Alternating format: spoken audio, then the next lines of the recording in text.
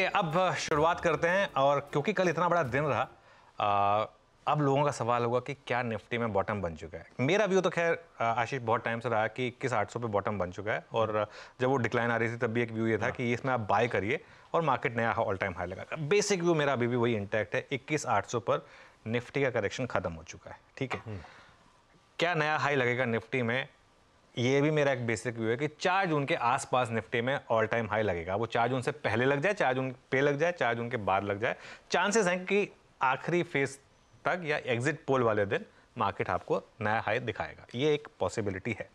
लेकिन कल की जो वॉलेटिलिटी हुई उसने मुझे एक चीज पर सोचने में मजबूर कर दिया कि कल ऑब्वियसली एक तो खैर ये ऑप्शंस का गेम था, लेकिन कल 20 डेमा का भी एक मूव था। 20 डेमा जो है नियर टर्म में बहुत सिग्निफिकेंट एवरेज होती है और इस समय डिक्लाइनिंग 20 डेमा है क्योंकि मार्केट में उससे पहले करेक्शन आई थी। तो नियर टर्म का जो मूव है वो डिपेंड करेगा इस 20 डेमा पर। ठीक है, और 20 डेमा के आसपास कल बड़ी मतलब काफ़ी वॉलेटिलिटी थी और मेरा ये मानना है कि एक बार के लिए निफ्टी वापस 20 डेमा को टेस्ट कर सकता है, जो कहाँ पर है 21,300 पर। कल 21,332 के आसपास हमने बात की थी, अब मतलब 21,300 पर ये 20 डेमा है। और आज 3 एक्सपायरी हैं जो आशीष ने आपको सुबह के शो में बताया था। एक तो नॉर्मल एक्सपायरी है आपकी सेंसेक्स की, एक बैंक की एक्सपायरी जो मंडे को होती है तो वो शिफ्ट हो जाएगी, वो मंडे को छुट्टी है, एक मिड कैप सेलेक्ट की एक्सपायरी शिफ्ट हो रही है। तो कल एक एक्सपायरी में इतना काम, आज 3 एक्सपायरी हैं। सोचिए क्या वॉलेटिलिटी हो सकती है। आज फिर सेकंड हाफ काफ़ी वॉलेटाइल रह सकता है। अच्छा एक मैं चीज़ बताऊँ, कल कॉल में इतना पैसा बनाया ना, आज शायद हो सकता है पुट्स का दिन हो, शायद हो सकता है। ये एक बेसिक व्यू है, हो सकता है आज दोपहर में पुट्स में पैसा बने जैसे कल कॉल्स में पैसा बना था। मंडे को 5th फेज है इलेक्शन का, चारों के चारों फेज में फ्राइडे को सेकंड हाफ में और मंडे को मार्केट में गिरावट आई है, इलेक्शन वाले दिन एटलीस्ट। ये एक फेज़ है जो इसके लिए मुझे ऐसा लग रहा है कि आज आप सेकंड हाफ में स्पेशली, खैर वैसे कल सैटरडे को आपको मौका मिलेगा ट्रेड अनवाइंड करने का, लेकिन फिर भी मैं तो यही कहूँगा कि कोई पोजीशन आज ना लेके जाएं, मंडे को एक फ्रेश व्यू लेंगे यहाँ पर। बिल्कुल ठीक है, आज कोई पोजीशन कैरी ना करा जाए। मंडे मतलब अब अगला ट्रेडिंग सेशन जो लॉजिकल होगा ट्यूसडे को, उस पर आज अपन फ्रेश व्यू लेंगे। हाँ सॉरी ट्यूसडे। हाँ, और 20 डेमा की वो अहमियत ब्यूटीफुली एक्सप्लेन। सैटरडे और मंडे दोनों दिन से हाँ, कल सुबह अपन जब चर्चा कर रहे थे तब आईटी की बात आई थी। हाँ। कि लग रहा है ये सपोर्टिव होगा बाजार के लिए, चलेगा। कल का आईटी इंडेक्स दिखाइएगा, मेरे ख्याल से 1.5% से ज्यादा मजबूती के साथ आईटी इंडेक्स डटा खड़ा नजर आ रहा है। क्या लग रहा है इसमें और दमखम है क्या? एक तो ये अभी 200 डे मूविंग एवरेज के आसपास आ गया है, तो इसके लिए एक बड़ा मूव यहाँ पर ये है। कल का व्यू क्या था, वो जो यूएस के इन्फ्लेशन डेटा थे उसको लेकर एक व्यू लिया गया था कि यहाँ से आईटी चलेगा क्योंकि रेट कट आएंगे और 2 रेट कट अब मार्केट एक्सपेक्ट कर रहा है, और अगर रेट कट्स हुए तो आईटी और प्लेटफॉर्म कंपनियां ये सब चलेंगी। मैं एक और चीज़ जो इसमें आज जोड़ रहा हूँ, और ये देखिए ये थोड़ा सा अहेड ऑफ द कर्व है।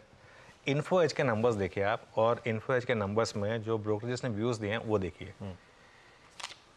पहली बार आईटी में हायरिंग शुरू हुई है बहुत टाइम के बाद। देखिए आईटी कंपनियां ये बहुत स्मार्ट होती है हमारी, ये बॉडी शॉपर्स कहते हैं इनको हम। ये हायरिंग कर रही हैं, इसका मतलब ये इनको कुछ ना कुछ दिख रहा है, वरना ये हायरिंग क्यों करेंगी। ठीक है, तो ये पहला एक वो साइन आया है कि यहाँ पर आईटी में अब चीज़ें रिवर्स हो रही हैं। मेरे ख्याल से आईटी में बॉटम बन चुका है, और आईटी में लार्ज कैप आईटी में तो खासतौर से वैल्यूएशन कंफर्ट भी है। 100% इस साल आपका 25% आईटी में होना ही चाहिए। यहाँ गलत नहीं जाएंगे आप, यहाँ रिस्क रिवॉर्ड आपके फेवर में। रखिए भाई साहब, 25% मतलब एग्रेसिव बेट लेनी है इस साल आईटी में और गलत नहीं पड़ेंगे। फाइनली ये पॉकेट जो है बढ़िया रिटर्न्स देने का लग रहा है, दमखम देगी। कल चर्चा हुई थी, कल ही आपको ब्यूटीफुल रिवॉर्ड करना शुरू कर दिया इस पॉकेट ने, और अभी तो लग रहा है शुरुआत हुई है शायद इस मोमेंटम, इस रैली की। अब आइए आज के संकेतों पर। गिफ्ट निफ्टी सुबह से कह रहा है बिल्कुल फ्लैट, बस हाँ यह है कि हरे निशान में शुरुआत करेंगे, इस तरह के गांधीनगर से इंडिकेशन आते हुए। वैसे ग्लोब भी ऐसी ही है। एशिया पहले दिखाता हूं, अपने एशियन पियर्स लार्जली सब रेड में, सिर्फ चाइना के शांघाई कह लीजिए, हांगकांग कह लीजिए, बस वो फ्लैट इन ग्रीन ट्रेड कर रहे हैं। बाकी पूरा एशिया हल्का हल्का लाल में, जबकि उसी चाइना के डेटा जो आए अभी अभी सुबह आने शुरू हुए, सब कमजोर डेटा है। उस कमजोर डेटा पे चाइना हरे में चल रहा है, बाकी एशिया सल्क कर रहा है। और जो ओवरनाइट हैंडओवर आया है यूएस से, जहां पे कल जॉबलेस क्लेम्स के नंबर्स आने थे, ये रहा आपकी स्क्रीन पे यूएस का बाजार फ्लैट था, 1/4% तक का दबाव था। लार्जली मूव्स के बाद कंसोलिडेशन, और शायद यूएस के फ्यूचर्स भी सुबह से एकदम फ्लैट आज की शुरुआत के इंडिकेशंस देते हुए। ऐसे में चल क्या रहा है, मूड है कैसा? वो डेटा पॉइंट्स क्या तस्वीर बयां कर रहे हैं, सब पे चर्चा कर ली जाए। नीरज जी, गुड मॉर्निंग, कैसा हैंडओवर आया है? हैंडओवर बहुत शानदार, बहुत ही शानदार। यूएस में 40,000 का टारगेट हिट किया डाउ ने, हालांकि क्लोजिंग बेसिस थोड़ा सा नीचे आया, लेकिन सारे इंडाइसेस एकदम लाइफ हाई के आसपास ट्रेड कर रहे हैं। बहुत बड़ी तेज़ी अमेरिकी बाज़ारों में जो बनी थी जनवरी से अब तक, वो सस्टेन कर रही है, ये इम्पॉर्टेंट है।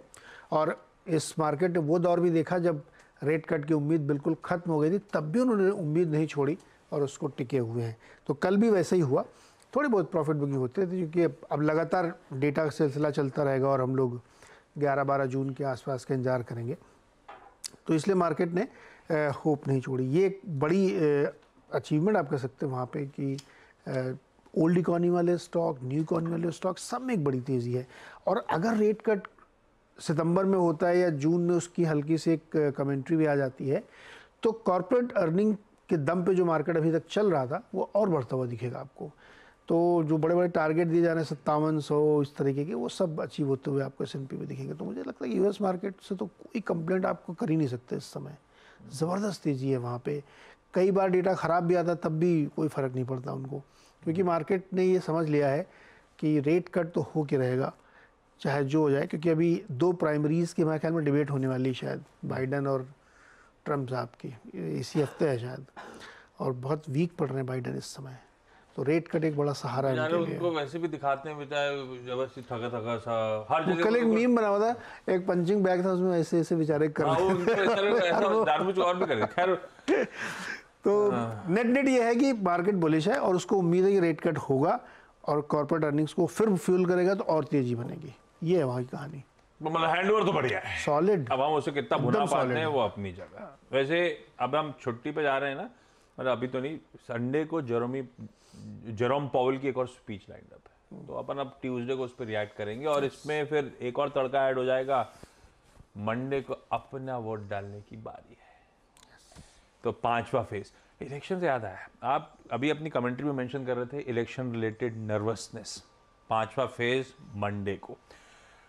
नर्वसनेस आमतौर पे वो आजकल चर्चा चलती है कि वोटिंग परसेंटेज रिड्यूस हुआ है, कुछ गड़बड़ है मामला, नर्वसनेस आती है और आमतौर पे उसके आसपास स्टॉक मार्केट थोड़ा सा जिटरी सा फील करने लगता है। कोई समन्वय है क्या परसेंटेज और बाजार की चाल वाले रिलेटेड? कोई समन्वय नहीं है। और जो लोग ये बात कह रहे हैं ना, उनको मार्केट की समझ नहीं है।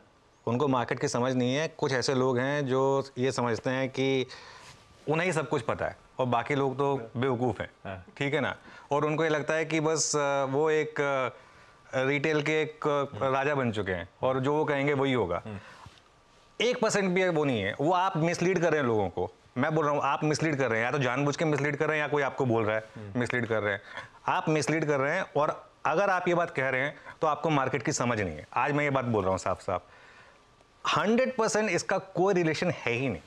अगर आप वोटिंग परसेंटेज दिखा के लोगों को बोल रहे हैं कि इसकी वजह से मार्केट गिर रहा है, तो आप या तो आपको मार्केट की समझ नहीं है या आप जानबूझ के या आप किसी के कहने पे गुमराह कर रहे हैं लोग।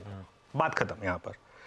अगर आप इसको लेके स्ट्रैटेजी बना रहे हैं तो आप बहुत बड़ी गलती कर रहे हैं, और ना आप वो गलती सिर्फ अपने लिए कर रहे हैं, आप रिटेल के लिए कर रहे हैं और अपने प्रोफेशन के साथ आप एक बहुत बड़ी वो गलती कर रहे हैं। वोटिंग परसेंटेज का और मार्केट का कोई लेना देना नहीं है। वोटिंग परसेंटेज, जैसा होम मिनिस्टर अमित शाह जी ने भी डिस्क्राइब किया था कि एक तो वोटिंग परसेंटेज पता ही नहीं चल रहा है। वो इलेक्शन कमीशन की वेबसाइट पर कभी कोई डेटा आता है, एक हफ्ते बाद वो रिवाइज हो जाता है। क्या ये सब चीज़ें जो है ना, क्या ना मार्केट को बहाने चाहिए। और हमारा क्या है ना, बिजनेस चैनल तो रोज़ कुछ ना कुछ बोलना होता है, ठीक है। अब कुछ और नहीं बोल पा रहे हो तो भाई ये बोलना है, ठीक है ना। तो इसके लिए फिर से बोल रहा हूँ मैं ये चीज़, क्योंकि मैं नॉर्मली बोलता नहीं हूँ, लेकिन कई बार क्या होता है ना, जब बहुत ज़्यादा उकसाया जाता है आपको, तो आपको थोड़ा सी कुछ चीज़ें बोलनी पड़ती हैं, ठीक है। तो इसके लिए आज मैं बोल रहा हूँ ये बात कि यहाँ पर अगर आप इस चीज़ को लेकर अपनी स्ट्रैटेजी बना रहे हैं, तो मैं फिर से बोल रहा हूँ, या तो आपको मार्केट की समझ नहीं है, आप समझते होंगे कि आपको मार्केट की बहुत समझ है, लेकिन आपको मार्केट की समझ नहीं है, या फिर आप लोगों को मिसलीड कर रहे हैं। अब वो आप किस लिए मिसलीड कर रहे हैं वो खैर आप जाने, लेकिन कई फैक्टर्स होते हैं जिसकी वजह से वोटिंग में जो परसेंटेज है वो ऊपर नीचे होता है। इसमें कोई ऐसा थोड़ा ना 2014-2024 में मार्केट ने क्या किया है।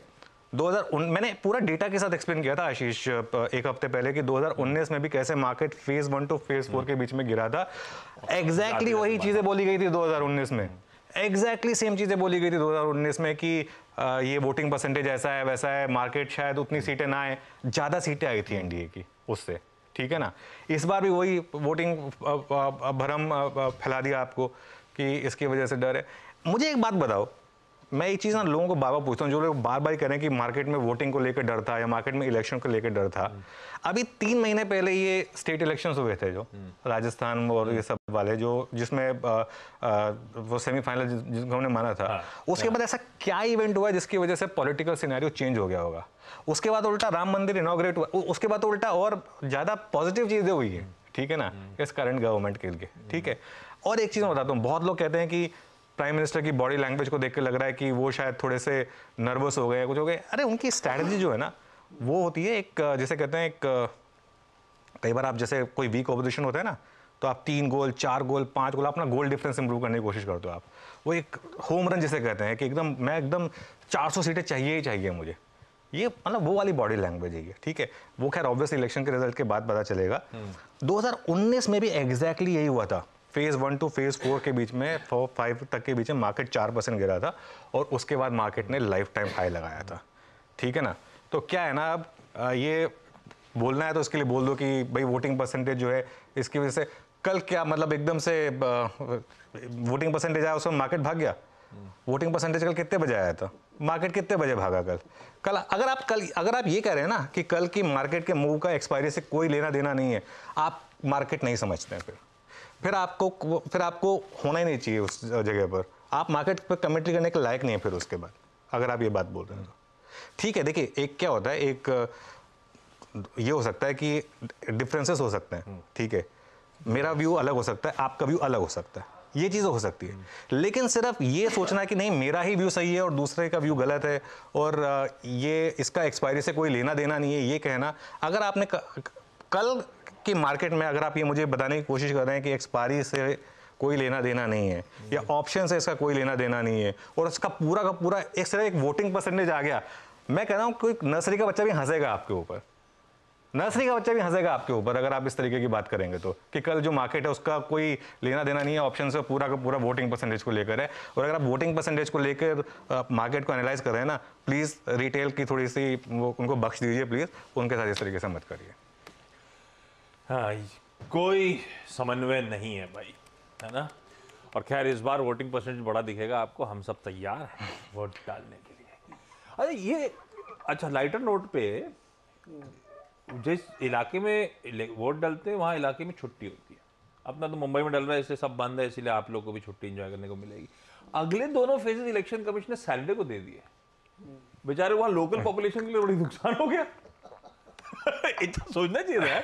दोनों फेज अब सैटरडे को है, दोनों सैटरडे, अगले मंडे भी वोट डल रहे हैं और अगला छठा फेज जो है सैटरडे को आएगा, उसके बाद अगले सैटरडे को। नहीं, आप ये सोचो ना, सैटरडे को काम पे लगा दिया, उसी दिन एग्जिट पोल आएंगे शाम को।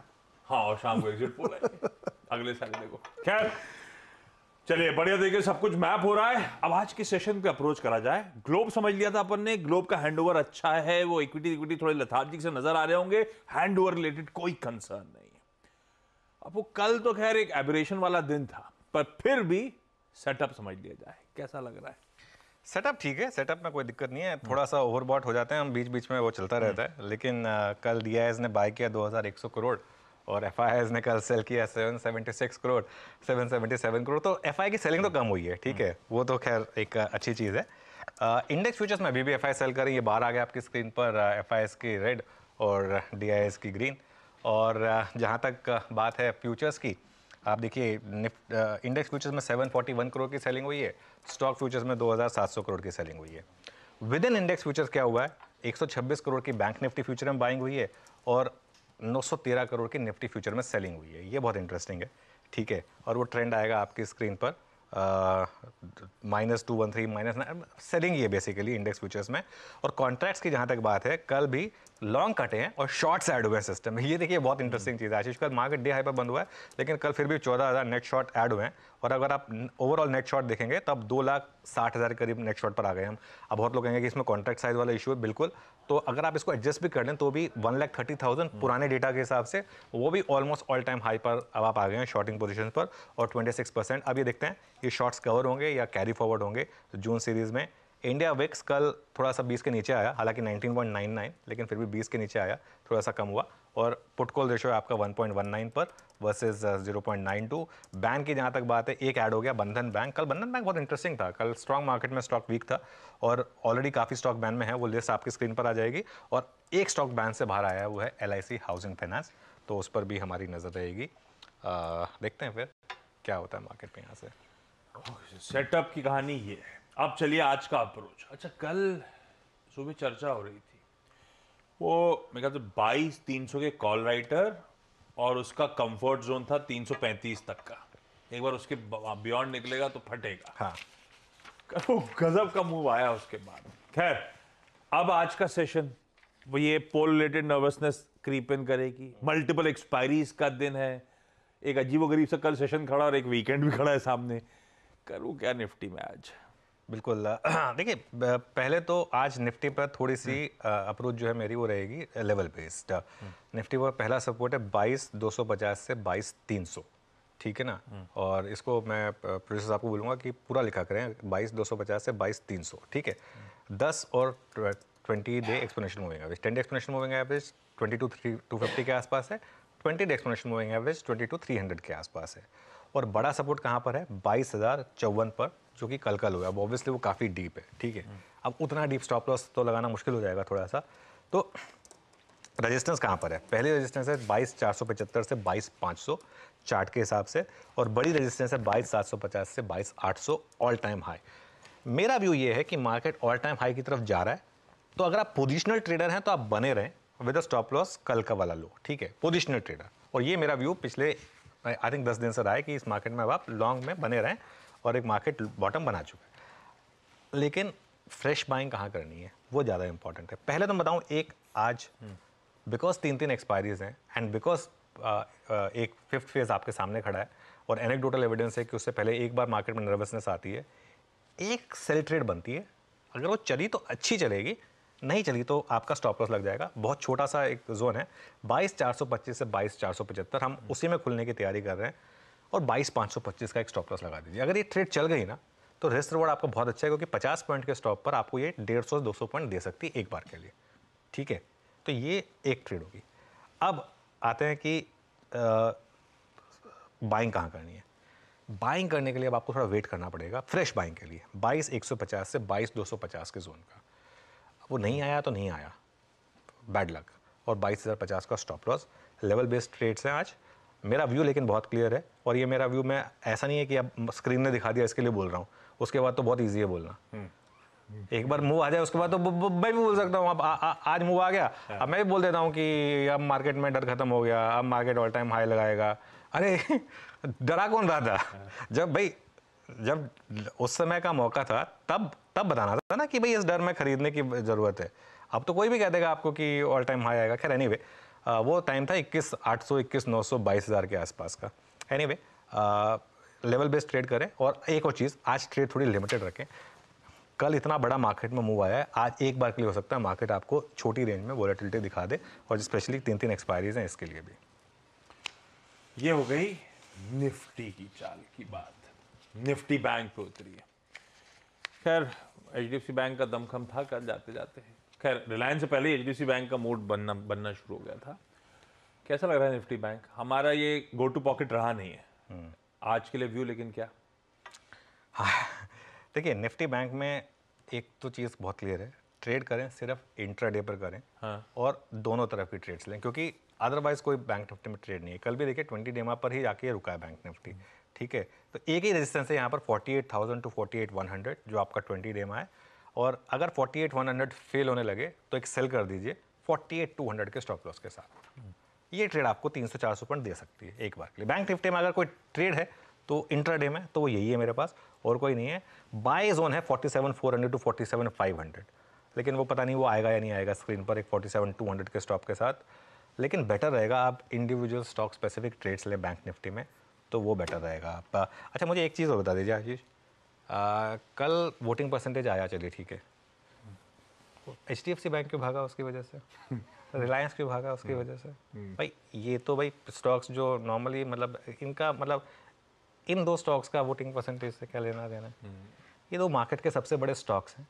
ये दोनों के दोनों स्टॉक कल भागे हैं क्योंकि कल इंडेक्स को इस तरीके से मूव दिखाना था। अब वो चाहे वो 20 डेमा की वजह से आया है, चाहे वो ऑप्शंस की वजह से आया है, लेकिन इसमें इन दोनों का एक फैक्टर था। और मैं फिर से बोल रहा हूँ, मतलब आज मुझे हंसी आ रही है शो करते हुए, बीच बीच में मुझे बहुत ज़्यादा, मतलब क्योंकि कुछ लोग भेज रहे हैं मुझे, तो मुझे हंसी आ रही है अगर कोई ये कहता है कि कल जो मार्केट में मूव आया उसका एक्सपायरी से या 20 डेमा से कोई लेना देना नहीं था।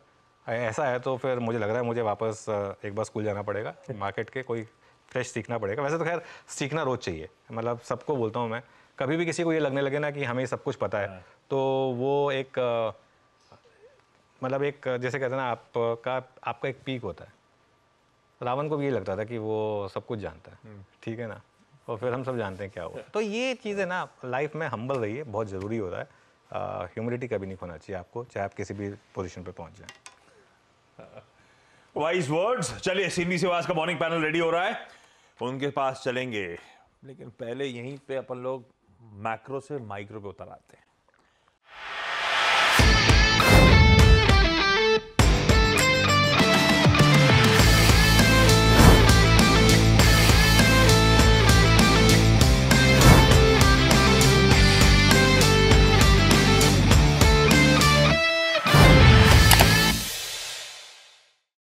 बता दें कि मनी कंट्रोल पर दिए गए विचार एक्सपर्ट्स के अपने निजी विचार होते हैं।